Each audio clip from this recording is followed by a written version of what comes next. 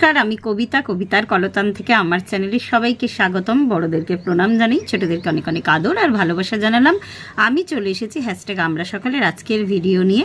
তো টপিকে যাওয়ার আগে, এটা আমার নতুন বন্ধু, কেমন হয়েছে প্রত্যেকে বলো, কীরকম দেখতে, এটাকে মিষ্টি নাকি দুষ্টু? ঠিক আছে, এটাকে কোলে বসিয়ে, এটা কদিন হলো আমার ঘরে এসেছে, কিন্তু এটাকে তোমাদের সাথে আলাপ করানো হয়নি। তো এটাকে কোলে বসিয়ে আজকের ভিডিওটা করব। তো আজকের টপিক দিদি দিয়েছেন, রঞ্জনা দি। টপিকটা হলো যে পছন্দের কোনো কাজ যদি তুমি জীবিকা হিসাবে পেয়ে যাও, আর এমন কোনো কাজ যেটা তোমার অপছন্দের, সেটাকে যদি জীবিকা হিসেবে পাও, তাকে পছন্দের কাজ হিসাবে ট্রান্সফর্ম করে নেওয়া। তো এটা আজকের বিষয়। তো আমি বলি, খুব কম মানুষই হন যারা তাদের পছন্দের কাজকে জীবিকা হিসাবে পায়। আর তাহলে তো মানে সোনায় সোহাগা যাকে বলে, তার এতটাই, এমনই একটা কাজ হয়তো সে পেয়ে গেল, সে কাজটার উপর এতটাই প্যাশনেট আর কি, তার সেই কাজে কখনোই অরুচি আসবে না, বা সেই কাজটা থেকে সে নতুন নতুন অনেক কিছু ক্রিয়েটিভ জিনিস বানাতে পারবে আর কি, মানে আরও আরও আরও উন্নততর করতে পারবে সেই কাজটাকে সে।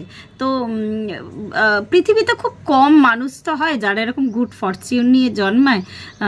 আমার হাজব্যান্ড যেমন প্রায়শই অভিযোগ করে, ও ব্যাংকিং লাইনে আছে আর কি। তো ওর মনে হতো, ও খুব সুন্দর ছবি আঁকে, ওর খালি মনে হতো যে ও কমার্শিয়াল আর্টিস্ট হবে, এটা ওর কাছে একটা স্বপ্ন ছিল। তো সেটাও হতে পারিনি। তো অনেক বছর, মানে এখনও প্রায় প্রায় আফসোস করে বলে যে আসলে সেই যুগে মানে কি বলবো আর কি, সেই ধরনের সুযোগ সুবিধা কম ছিল, বা ওর ট্রেনিং নেওয়া হয়নি। আমাদের জেনারেশনে, আমাদের যারা বাবা মা ছিলেন আর কি, তারা এত কিছু ভাবতেন না। মানে আমি কাউকে ছোট বা নিচু করছি না, খুব কম বাবা মাই ছিলেন যারা ভাবতেন। যেমন আমরা এই যুগে কি করি, আমরা বাচ্চাদেরকে, আমরা জানি ওরা কোন সেক্টরে গেলে, বা ওরা নিজেরাই ডিসাইড করতে পারে ওরা কোন সেক্টরে গেলে ওদের পড়াশোনাটা ঠিকঠাক ওরা করতে পারবে, বা সেই ওয়াইজ আমরা পড়াশোনা করি। আমাদের যুগে সেটা ছিল না, একটা জেনারেল স্ট্রিম বা জেনারেল লাইন ধরে আমরা কিন্তু পড়াশোনা করতাম। তো এটা একটা বড় সমস্যা ছিল। যুগ পাল্টে গেছে, এখন মানুষ যত কষ্টই হোক বাচ্চাকে কিন্তু তার পছন্দ মতো স্ট্রিমে কিন্তু দেওয়া হয়। মানে এখন এতটাই মানুষ সচেতন হয়ে গেছে, আর এত ধরনের প্রফেশন তো তখন ছিল না। আমরা তো বেশ মান্ধাতা আমলের সময় জন্মেছি আর কি, একদম ছিল না বলবো না। মানুষের মধ্যে সচেতনতা কম ছিল, তার থেকেও বড় কথা ইকোনমিক কন্ডিশনটাও মানুষের তখন এতটাও হয়নি। এখন যেমন আমরা ইচ্ছা করলেই বাচ্চাকে হয়তো কোনোভাবে আর কি, হয়তো অনেক পড়াশোনার খরচা থাকলেও লোন নিয়ে বা যে কোনো উপায়ে কিন্তু পড়াতে পারি, কিন্তু স্কলারশিপের ব্যবস্থা তখন খুব টাফ সিচুয়েশন ছিল আর কি, আমরা যে যুগে জন্মেছি। তো এটা একটা ঘটনা। তো সুতরাং পছন্দের মতো প্রফেশন খুব কম লোকই পেয়েছেন, আর এর মধ্যে অনেকগুলো ফ্যাক্টর কাজ করে আর কি। আর বিশেষ করে মেয়েদের ক্ষেত্রে আর কি, মানে একটা ব্যাপার ছিল তখন, ওই 20, 22, 23 বছর বয়স হওয়া মানেই তখন একটা বিয়ের ব্যাপারটা আর কি আগে ভাবা হতো। এখন তো মেয়েদের দেখি বেশ 34, 35 হয়ে গেল, বিয়ে করার কোনো থাকে না। তখন হয়তো আর কি সার্চিং শুরু হয় আর কি, মেয়েটার বিয়ে দেওয়া হবে এইবার। আমাদের সময় বেশ 20, 22 বছরেই বিয়ে হয়ে যেত, বা তার আগেও। তো যাই হোক না কেন, তো তখনকার যুগে না মেয়েদের ক্ষেত্রে একটা ওই নিজের মনের মতন প্রফেশন চুজ করাটা কিন্তু বেশ অসম্ভব কাজ ছিল। আমি বলছি না ছিল না, মানে একদম রেশিও যদি দেখা যায় 70-30 হয়তো ছিল। তো এই যুগে মানুষ সচেতন হচ্ছে, মানুষ বুঝতে শিখছে। তো এই যুগে অনেকটা ইজিয়েস্ট আর কি নিজের পছন্দ ওয়াইজ প্রফেশন বা কেরিয়ার গড়ে তোলা। আচ্ছা, সেকেন্ড টপিকটায়, মানে একই টপিক আর কি আরেকভাবে বলা যায়, আমি এমন কোনো কাজ পেলাম যেটা আমার অপছন্দের, কিন্তু আমার রুজি রোজগার সেটা দিয়ে। তো যেটা আমার ডাল ভাত জোগাড় করে যে কাজটা আমার, তো সেই কাজটাকে তো ভালোবাসতেই হবে। আর আমার ক্ষেত্রে আমি মনে হয়, আমি যদিও সেরমভাবে কোনো প্রফেশনের সাথে আপাতত যুক্ত না, আমি জাস্ট মানে এমনি আর কি টিউশন করি। প্রফেশন মানে এখন তোমরা যেটা বুঝছো সেরম কিছু নয়। একটা সময় আমি চাকরি করতাম, ব্যাংকিং সেলসে ছিলাম। আর এটা না আমার মধ্যে আমার ব্যাপারটা ছিল, আমি একটু কর্মযোগী মানুষ। আমার মনে হয় যে ঠিক সেকেন্ড যে লাইনটা, আমি যেই কাজেই করি না কেন, আমার মাঝে মাঝে খুব ডিপ্রেশন আসতো বা বাচ্চাকে ছেড়ে যাওয়াটা খুব টাফ হতো তখন। কিন্তু তা সত্ত্বেও আমার মনে হয় আমার যে রোলটা আমার জন্য ফিক্সড করা আছে, সেই রোলটা আমাকে কমপ্লিট করে যেতে হবে। তো এটা আমার ভেতর থেকে না এই কথাটা আসতো। আমার হয়তো ভালো লাগতো না, বা ওই যে বললাম ডিপ্রেশন আসতো, তো আমার মনে হতো যে না, আমাকে আমার রোলটা মানে নেভাতেই হবে আর কি। হয়তো সবসময় সাকসেসফুল হতাম না, কিন্তু চেষ্টা করতাম। আর দ্বিতীয় ব্যাপারটা হচ্ছে যে আমার ক্ষেত্রে যদি আমি বলি, আমি বাচ্চাদেরকে গাইড করা, মানে বাচ্চা মানে সবসময় ছোট বাচ্চা না, আমি বেশ বড়দেরকেই পড়িয়েছি। তো ওদেরকে করা আমার মধ্যে একটা তখন ব্যাপার ছিল আর কি। ওটা আমি ভালোবাসতাম পড়াতে আর কি। অনেক বাচ্চা মেয়েরাই দেখবেন টিচার খেলে, এটা মেয়েরা বিশেষত এই প্রফেশনটাকে নেয়। আমার ভুলটা হয়েছে, আমি সেই ওয়াইজ নিজেকে এগাতে পারিনি। তো এর মধ্যে অনেক ফ্যাক্টর কাজ করেছে, সেই ওয়াইজ আমি নিজেকে এগাতে পারিনি। কিন্তু পরে একটা সময় কিন্তু আমি বাড়িতে প্রচুর মানে আমি বিয়ের আগে পরে মিলিয়ে আমি প্রচুর টিউশন করেছি। কিন্তু আবার সময়ের সাথে সাথে না মানুষের ভাবনা চিন্তা দৃষ্টিভঙ্গি পাল্টায়। আমার ক্ষেত্রে যেটা মনে হয় আর কি হচ্ছে, তো ওই যে কোনো আর কি খারাপ লাগার জিনিসকেও না ভালো লাগাতে পরিণত করা যেতে পারে, আমার এটা মনে হয় আর কি। যে কোনো সময় যে কোনো কিছু মানুষ কিন্তু তার সাথে নিজেকে জুড়িয়ে নিতে পারে।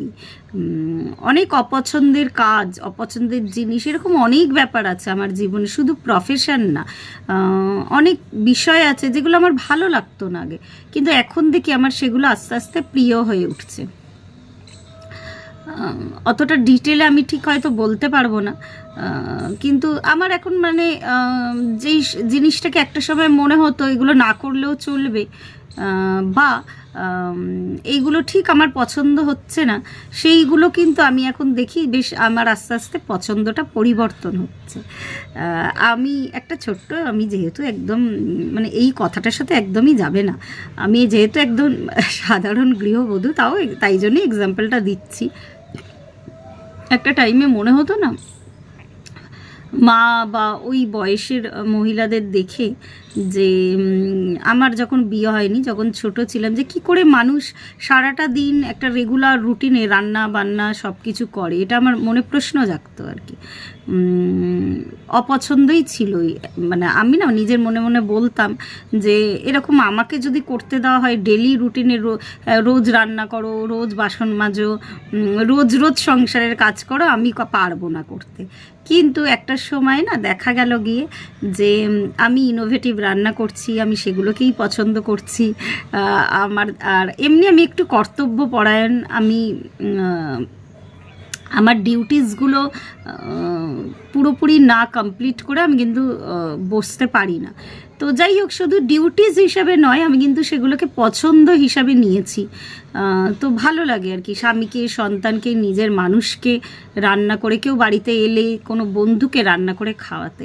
আবার ইদানিং দেখছি যে আমার পছন্দটা আবার একটু অন্যদিকে যাচ্ছে। তো এইটাই আর কি জীবন, বলে তো একটা নদীর মতো, তো নদী কোন বাঁকে যে কী মোড় নেবে কেউ বলতে পারে না। সুতরাং যদি কোনো অপছন্দের কাজ থাকে, তুমি যখন জানো যে সেটা তোমার ব্রেড অ্যান্ড বাটার, তুমি এটাকে আপোষ করা বলে না আমার কাছে হচ্ছে সেটাকে তুমি ভালোবেসে ফেলো। আর যদি মনে করো তোমার মধ্যে সেই ক্ষমতা আছে তুমি সব কিছু ছেড়েও, কেন এরকম বহু বিখ্যাত ব্যক্তিত্ব আছে যারা ছোটোখাটো অনেক কাজ করেছেন যেগুলো একদমই তাদের পছন্দের তালিকায় ছিল না, কিন্তু একটা সময় তারা কিন্তু তাদের প্যাশনের পেছনে দৌড়েছে সব কিছু ছেড়ে, আর তাতে তারা সাকসেসফুল হয়েছে। তো সেই রকম যদি তোমার মধ্যে অ্যাবিলিটিস থাকে তাহলে ওয়াই নট আর কি। একটা টাইমে তুমি যদি মনে করো যে আমার এই পছন্দের কাজটা অনেক হয়েছে, আর অপছন্দের কাজ আমি করব না, বা এই প্রফেশনটা আর আমি মানে ক্যারি করে নিয়ে চলবো না, আমি আমার প্রফেশন চেঞ্জ করব, তার আগে কিন্তু তোমাকে দেখতে হবে যে তোমার পরিবার যাতে হ্যাম্পার না হয় আর কি। আর সেই মানসিকতা, জোরালো মানসিকতা তোমার মধ্যে থাকতে হবে। তো দুটোই সত্যি। ওই যে বলে না যে, আর আমি এখন ভীষণ ওই আলো অন্ধকার, সুখ দুঃখ, ভালো মন্দ, এগুলো না, এগুলোর মধ্যে একটা ফাইন লাইন আছে যে কোনটা কার কাছে ভালো, কোনটা কার কাছে খারাপ, এটা মাঝে মাঝে হয়তো আমি গুলিয়ে ফেলি। ওই জন্যই বললাম দুটোই সত্যি, দুটোকেই সত্যি হিসাবে মেনে নেওয়া যায়। তো আজকে এই পর্যন্তই রইল। প্রত্যেকে ভালো থাকবেন, পরিবারের সকলকে ভালো রাখবেন। অন্য কোনো নাম দিইনি আমি এখনও, তো যদি আপনারা মনে করেন ওর কোনো নাম দেবেন। আর আমার তো সেই ওই আগে একটা ইয়েকে, পুচকুকে নিয়ে বসতাম, ব্লগ বানাতাম, ওকেও আমি আনবো। ওর যদি মনে করেন কোনো নাম দেবেন তো প্লিজ প্লিজ প্লিজ প্লিজ একটা সুন্দর নাম দেবেন। আর ওই যে আমার যে আরেকটা খেলনা ছিল, ওটাকে নিয়ে আমি আগে বসতাম, ওটাকেও একদিন আমি দেখাবো।